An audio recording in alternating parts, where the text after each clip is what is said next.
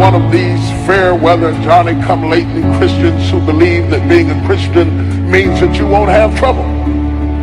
I know that you will have trouble, but I'm happy to announce to you that there are some enemies that God has delivered you from so completely that you will never see them again no more. Somebody say no more.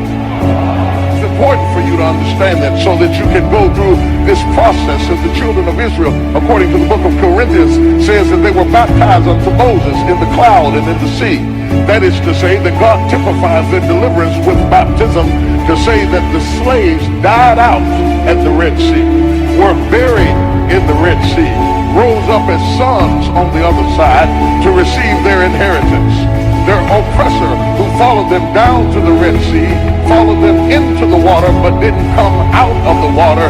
He was down in the watery grave to remind them that they were free from oppression and ready to walk in the newness of life. John the Baptist points to it down at the Jordan River when he looks through the mass of people and sees the face in the crowd and says, "Behold, the Lamb of God, who taketh away the sins of the world." And the Bible says that Jesus came down into the water and told John to baptize him.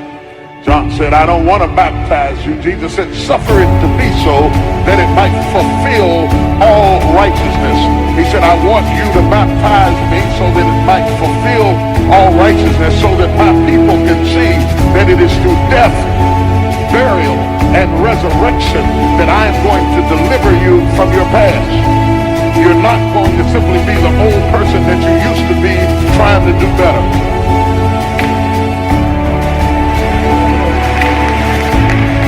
If that has been your experience in the past, I dare to say you have not had a real experience.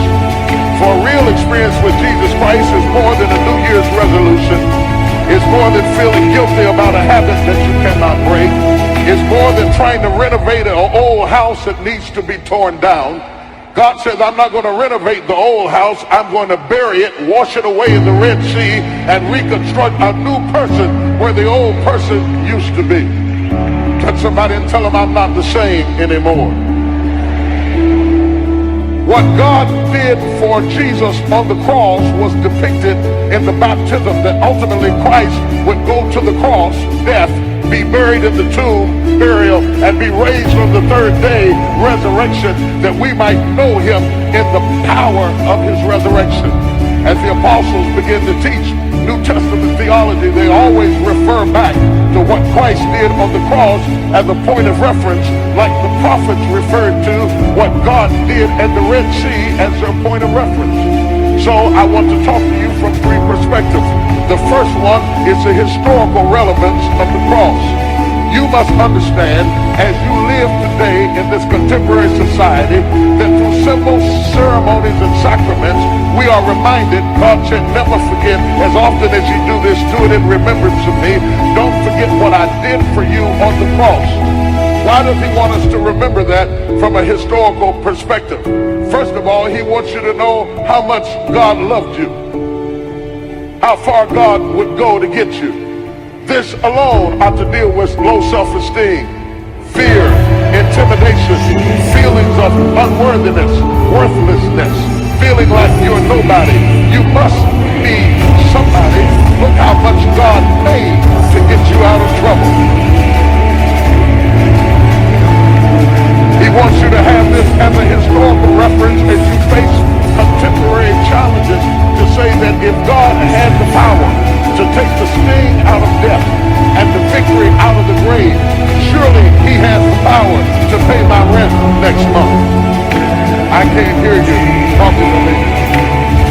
If God has the power to take the sting out of death, to go down into hell, shaking keys of deliverance and saying, "I'm the master of hell, let my people go." If God can deliver dead folks out of hell, surely he can deliver my children on crack cocaine. Y'all don't hear what I'm saying to you. You have to know that if he rose up from the dead without human assistance, he doesn't need your help to work out his will in your life. And the same God that did that back then can handle whatever you face right now. I know it's Easter Sunday morning, and for some people it's about bunnies and Easter eggs, and other people it's about nice clothes and frolicky dresses and nice outfits. But for us, whether we got on a new suit or an old suit, whether we came to church in blue jeans or pajama bottoms, I'm still glad to know that he got up from the grave with all power in his hand. Paul, in the 6th chapter of the book of Romans, takes me to my second point, and that is personal connectivity. It is not enough that we remember what Christ did from a historical perspective, but we must be personally connected with the experience of Jesus Christ. Paul teaches us that if we are buried with him by baptism into death, that like as Christ was raised from the dead by the glory of the Father, even so we also should walk in the newness of life. It is Paul that connects my life with Christ's experience, saying that not only did Christ have to carry a cross, but I will have to carry a cross too. Have you noticed that life has crosses? I'm not talking about the wooden ones that are displayed all over the city today. We have all types of crosses, all types of equipment that God uses to kill your flesh. Sometimes your cross is your job.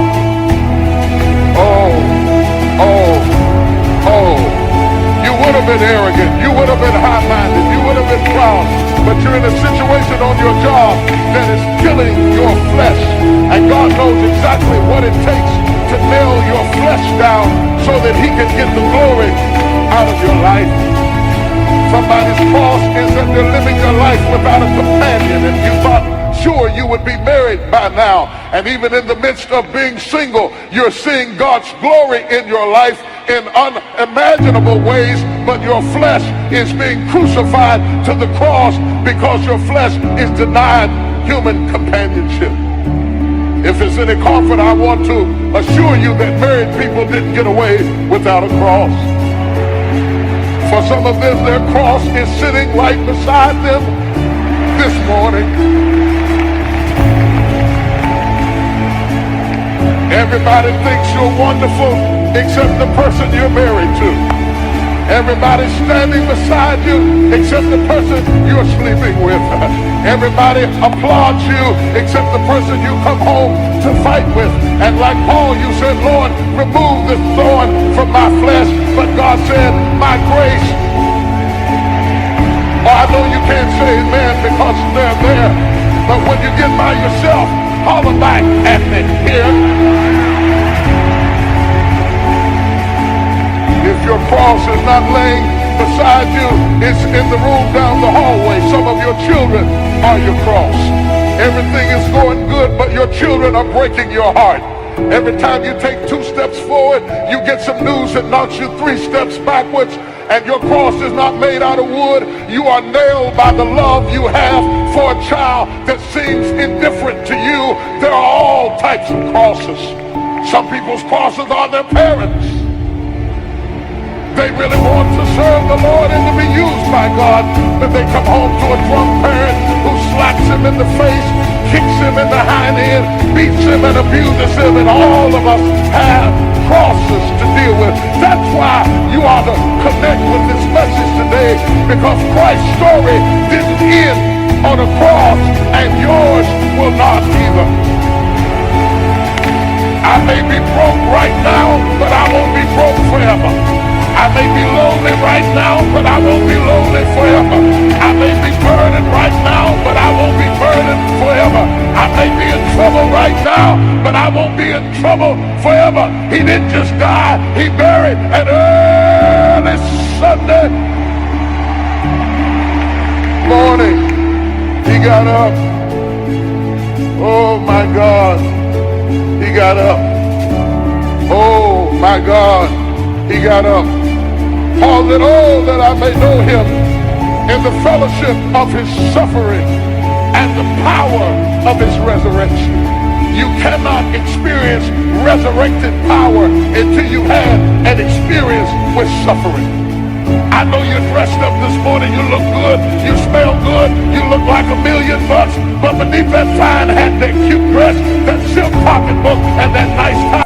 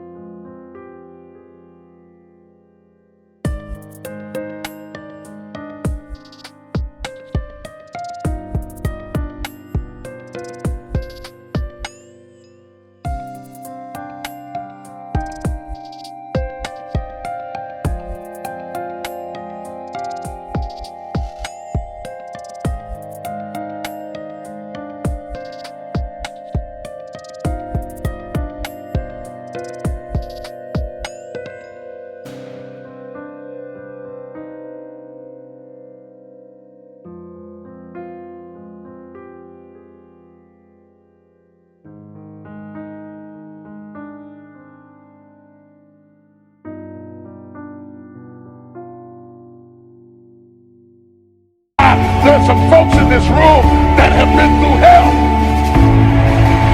like to die, almost lost your mind, almost fainted, almost collapsed, almost went back, almost threw in the towel. But some kind of way, God pulled you through the tests and the storms and the trials. To God be the glory. Slap somebody and tell them I made it over. I've been nailed up, I've been beaten, I've been slapped, I've been ostracized, I've been falsely accused, but I made it over. I've been down, I've been broke, I've been ostracized and alienated, criticized by friends.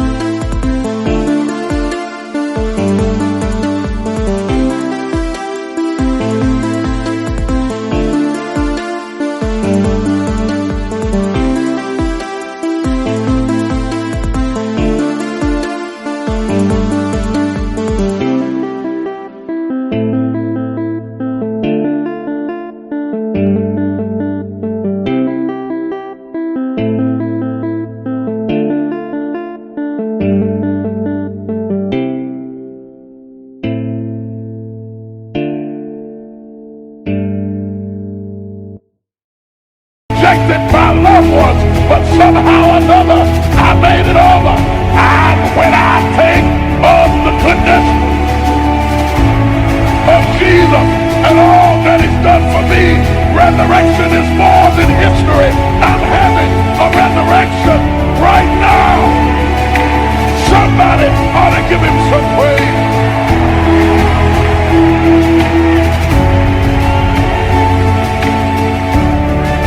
Number three, it is the epicenter of resurrected living. Through understanding that Christ didn't take you through a death and a burial to leave you down in the grave. He didn't take you through the hardships of dealing with your flesh and your pride and make your will break to leave you in a state of depression. You really can't work with people like that, because if I criticize your work, it doesn't mean I criticize you. And to have to babysit your feelings, when I don't have time to babysit your feelings, I need you to correct the problem and go back to work. It's not personal. No matter how blessed you've been, no matter how successful, no matter how accomplished, no matter how healthy, no matter how fruitful you are, somewhere in your life you are either being attacked or about to be attacked in some area of your life. And God says, I'm going to bless you, but you've got to dress for the battle while you receive the blessing. With every blessing, there is a battle. I would venture to say the greater the blessing, the greater the battle. The enemy would not send that level of battle against you if there were not that level of blessing before you. The level of battle you face is an indication of the level of blessings that you stand to receive. No robber robs an empty house. Nobody holds up a bag lady because she doesn't have anything to steal. If you're up under attack, there's something to be gained. Stop asking God to make you stand if you're not willing to stand. You have to have an investment in what God has given you, and having done all to stand, you won't get to the second stand until you run out of the first one. The enemy comes against your freedom to convince you that you don't have what God has already released you. The Bible calls his attack imaginations. You're being fought by imaginations, shadows, and ghosts. Some of you are stressed to death over what ifs and maybes. You're being stabbed by suppose. You lay in the bed wrestling with ghosts of what ifs and maybes and suppose and I think and I heard and I felt, and you wake up tired in the morning because you might have slept but you didn't rest, because all in your sleep you've been fighting. Head speaks to leadership. Head speaks to government. Most people are living their lives from a heart place and not a head place. They are so engrossed with what the heart feels that they have not covered what the head thinks. Most people are governed by their emotions. They're having a heart experience in a head fight. You will never win a battle if you're having a heart experience in a head fight. You're telling the enemy how you feel has nothing to do with what you know. And if you're going to deal with a knower, never approach a knower with feelings. You got to approach a knower with facts. The enemy wants to cut off your head and leave you with feelings. Real decisions that move your life along are not coming out of your emotions, they're coming out of your head. Real opportunities that God would open up for you have to come out of your head and not out of your feelings. There are so many people that are so abstract, and they're just moving along from day to day out of their emotions and their feelings. I don't know, I'm just not feeling it today. I'm just not feeling it today. Come back on Thursday. I might be feeling on Thursday. I'm not in the mood for this. I can't handle this. And every time you do it, you're canceling out opportunities, because it is with the mind that we serve the Lord. A person who does not function out of their head is a person without government. A person who moves totally out of their emotions is exempt from the greater opportunity than life, because you will forfeit what God has given you because of how you feel.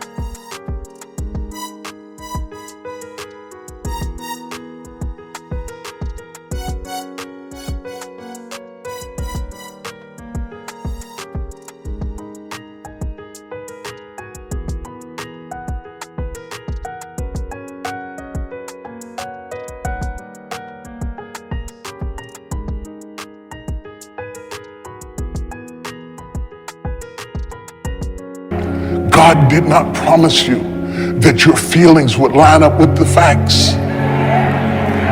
How many of us are living a headless life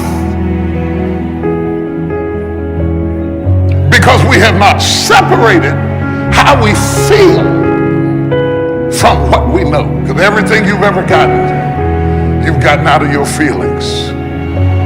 But let me tell you, the devil is not fighting you over your feelings.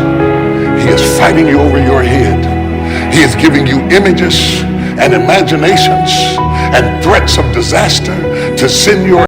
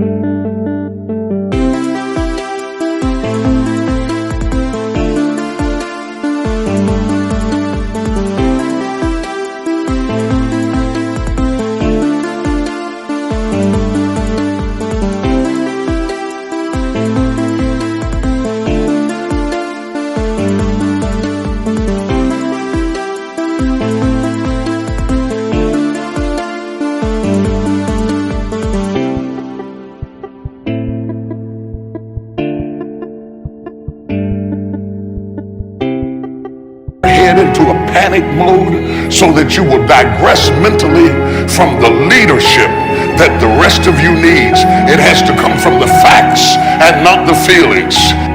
Whatever you do, don't lose your head.